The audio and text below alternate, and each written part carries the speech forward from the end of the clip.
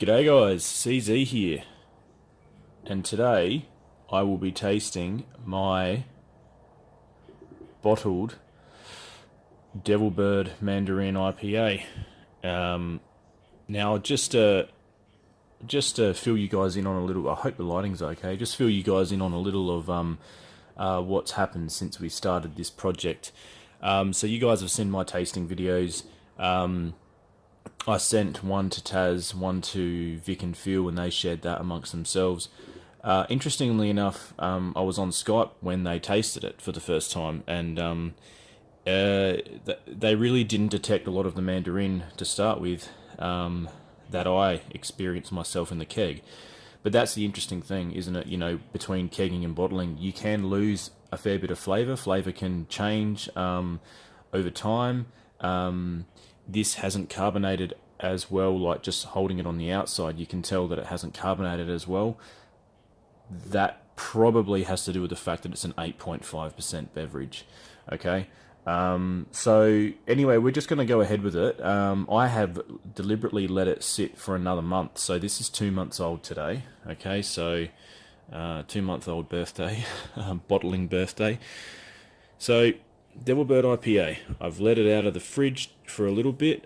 It was crystal clear last night, but obviously now it's not that clear. That's what happens sometimes. I turned my fridge down so it wasn't too cold. But anyway, let's go ahead.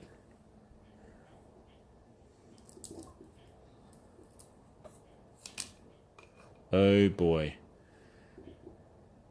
Okay, there was almost no hiss there. That's not a good sign. Here we go.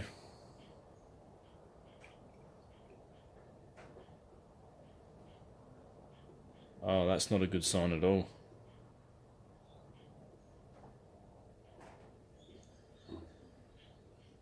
Oh, that is so not a good sign.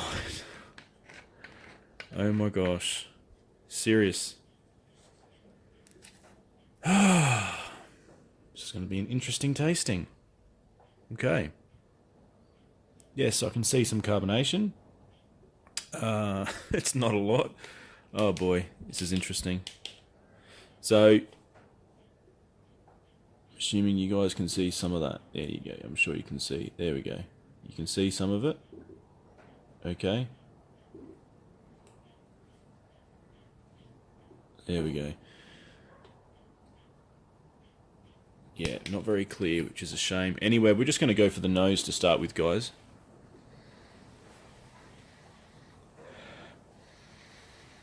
Oh wow, I'm actually picking up a slight hint of bourbon. I take that for what it is. I am picking up some mandarin. It feels just a little bit more like I can smell some really rich, sort of multi-aged, sort of multi characteristics there.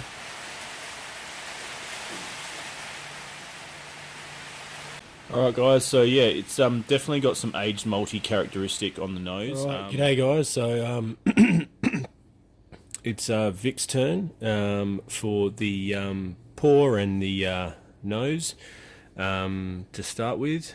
So yeah, this is Vic's, the one that he sent me. Same recipe, everything was exactly the same. We even brewed it on the same day pretty much. This one is obviously a lot more tighter than mine. So unfortunately, as you guys saw in the previous little snippet there, that mine wasn't carbonated. So Murphy's Law, isn't it? Or Brewer's stuffed up law. The very one that I kept for myself had no carbonation drops in it. Every other one that I sent out had carbonation drops. So lucky for them, not good for me. But I am lucky because Vic sent me one and it is definitely carbonated. So anyway, let's just go ahead. Whoa, you guys heard that? Let's go for it.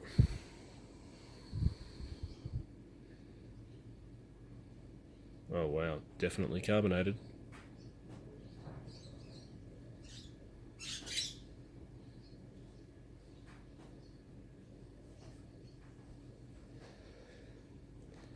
And wow, a lot more clearer than mine.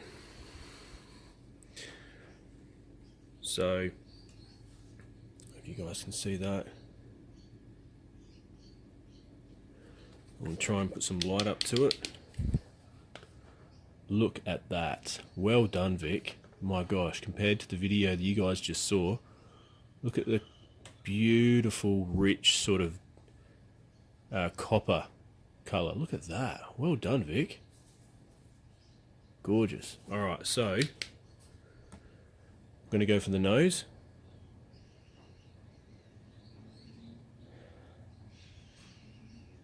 Oh wow. Tropical fruits off the bat. We've got, I can definitely pick up a hint of mandarin. By the way, guys, this beer here is 2 months old as well as the one that I had. So we bought, I don't know if you guys know the full story, but Vic actually, this one was bottled from his second batch of Mandarina Bavaria, from Devil Bird Mandarin IPA, I'm pretty sure. But so the time that it took for this one to be bottled, conditioned, and sent to me ended up being the same age as the one that I just reviewed before with mine. So they're both about two months old. So look at that head sticking around. Look at that. It's just sticking around. It's gorgeous. I love this colour. Man, good job, Vic. Alright. Nose, as I said. I'm just going to suck a little bit of the foam off.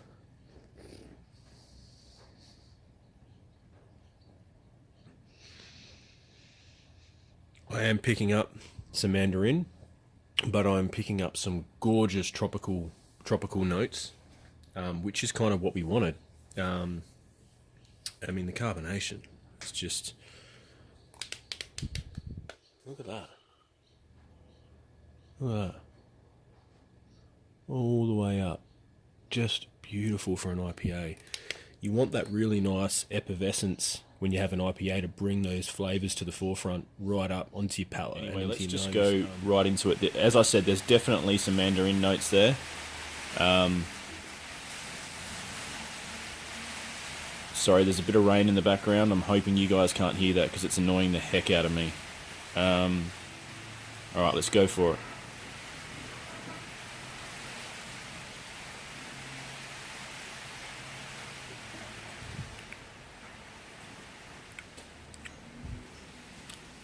Wow. Wow, that tastes like an... Whew. That's very flavoursome. Yes, in the bottle, I'm not detecting the mandarin as much. That is for sure. I am not detecting the mandarin as much. It warms your gut straight away. Whoa. It warms your stomach straight away. I'm really disappointed with the carbonation. Very disappointed.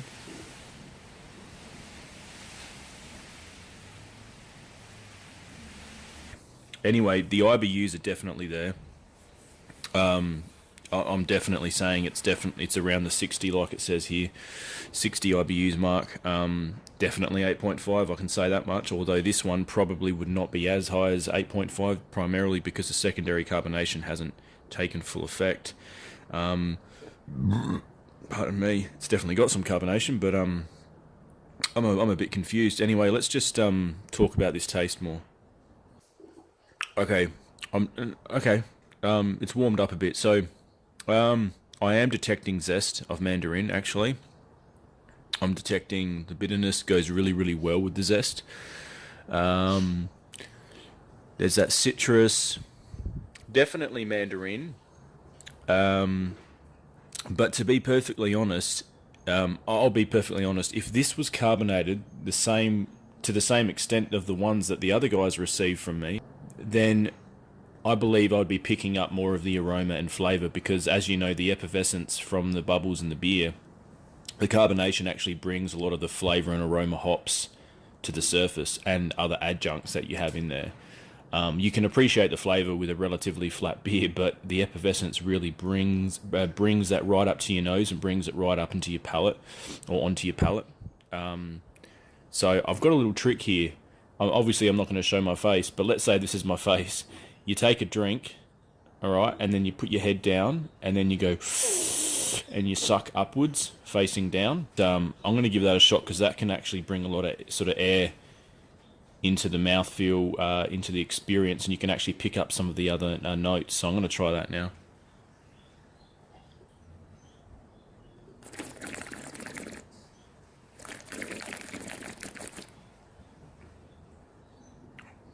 Oh yeah. Oh wow. Ooh, wow. Heaps more mandarin there. Wow. Yeah, wow, a lot more mandarin. And that just goes to show you if the carbonation was better on this, I'd be picking up more of those hints. Really, really nice beer. It is definitely high in ABV. I am feeling quite. I'm already getting the buzz. Wow.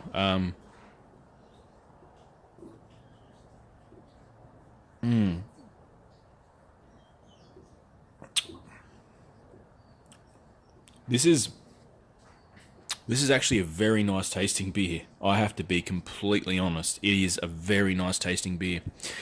It tastes it tastes similar to aged beers that I've had before. Like it tastes like a well aged all malt. It's quite rich.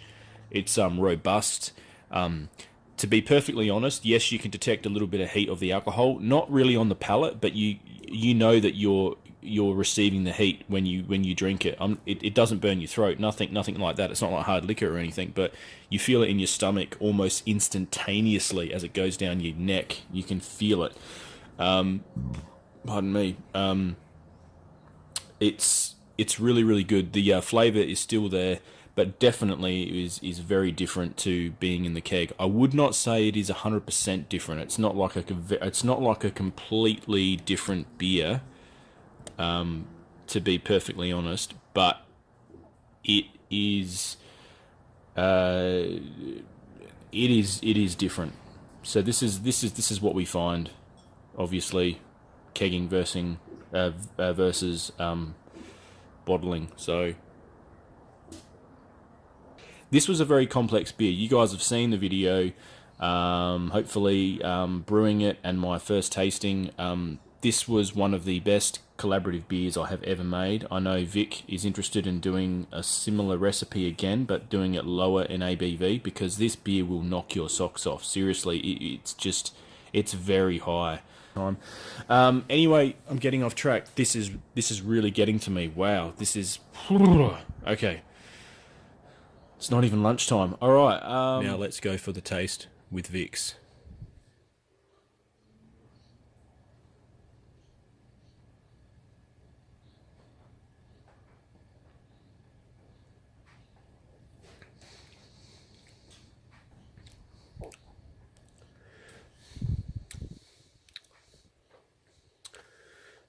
Off the bat, not picking up a huge amount of mandarin on the palate. There is some there. There is definitely some there. Definitely there. But it's not sort of smack in your face.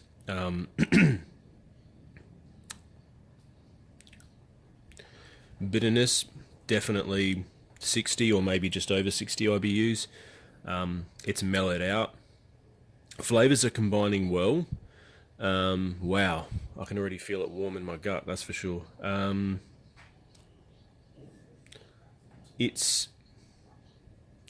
can't really detect a lot of alcohol heat, which is really good. That's a good sign that it's kind of mellowing really, really well, like being 2 months old and all, so that makes sense. It definitely has that sort of all malt feel. I can taste zest from the oranges.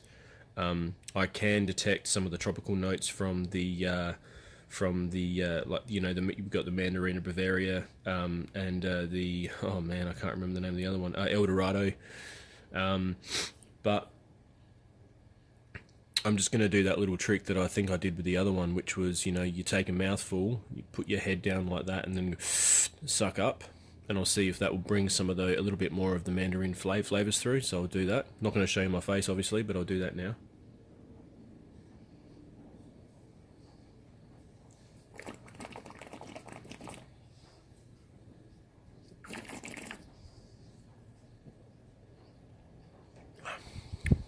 Oh yeah. Oh yeah, there it is. Yeah, there's the Mandarin.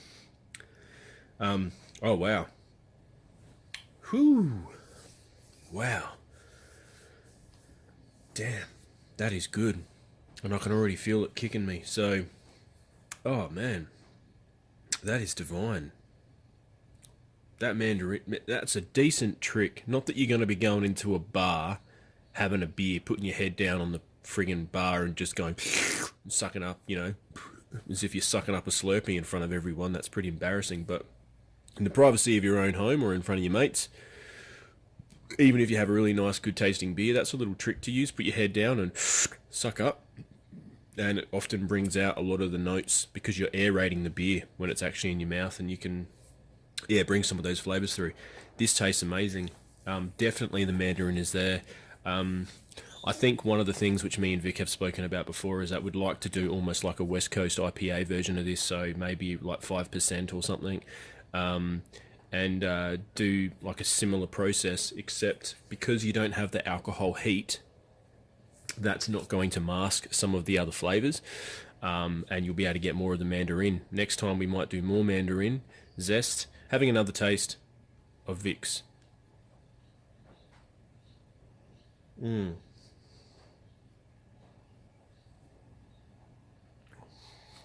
Yeah, I'm detecting more of the mandarin already. It's warming up a bit. Oh yeah, wow. Oh man, I don't know whether or not my palate's just opened up more, but detecting more of the mandarin. Zest is there. A little hint of the lemon, just a little hint of the lemon, tiny hint. But also those tropical notes in this one, it's just gorgeous. It's really refreshing. It's a very high ABV beer, but it still tastes really refreshing. And one of the things which I was so disappointed about, obviously with mine, is that there was no carbonation. So it may well have tasted almost identical to this one here, but I didn't have the benefit of carbonating it. I've actually got a comparison now. I've got a side by side of what a uncarbonated Devilbird IPA is and what a carbonated version is. So hopefully this is interesting for you guys. I just love this color. Like I love this color. Like, I mean, you can see. Look at that. Hello. It's just gorgeous color. Smell. Oh my gosh, the smell. Man, Vic succeeded with this. He did an amazing job. Beautiful job. And one of the things I need to say, guys, is that you've probably seen, or hopefully you've seen my tasting video of the actual kegged version. That kegged version was one of the best beers I'd ever tasted. It tasted like mandarin from the first pour all the way through to when the keg kicked. But there's the difference, isn't it? There is a difference between kegging and bottling. You know, the process of secondary fermentation does change the flavour. You can't have an identical... You can get close to, but I don't believe, in my experience, you can get an identical tasting beer, how it tasted in the keg, in the bottle. Sometimes you can. I'm happy to be proven wrong.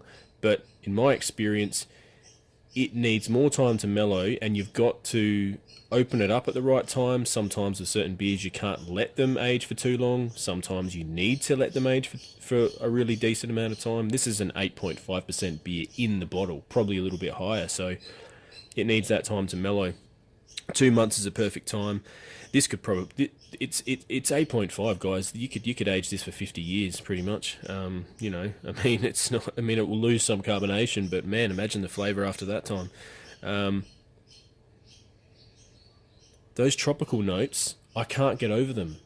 On the nose, those tropical notes are insane. I could just smell that all day. Who needs incense, man? Just like put a whole bunch of glasses of this around your house. Oh wow.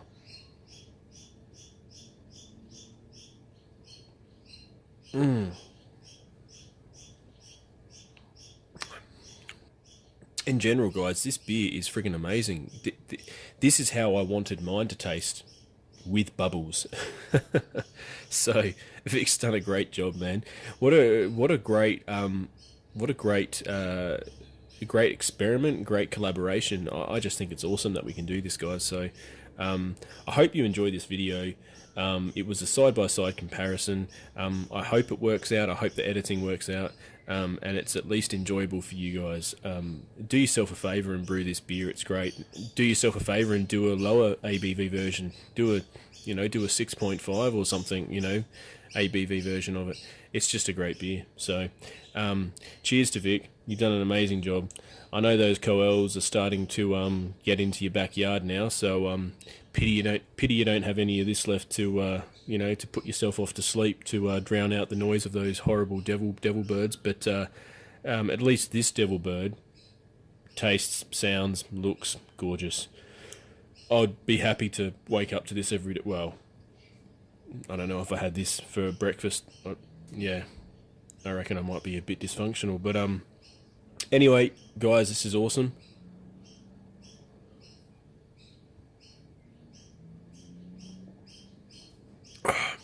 Oh yeah, I'm getting more of the mandarin over time. Heats up, warms up. Sorry, tastes really, really good. Those tropical notes are just gorgeous. I love the colour. I love the carbonation. Carbonation is perfect for an IPA. Perfect. The head's sticking around. Like, look at that. It's been like that the whole time. Vic, man, you've done awesome. This is a great bottled Devil Bird IPA. I couldn't have asked for anything better. But as I said, keg versus bottle, always different in my opinion. Guys, thanks heaps for watching. Thanks heaps for watching, guys, and yeah, stay easy and keep brewing. 17. G'day, guys. Please like, subscribe, and share if you like, and yeah, stay easy.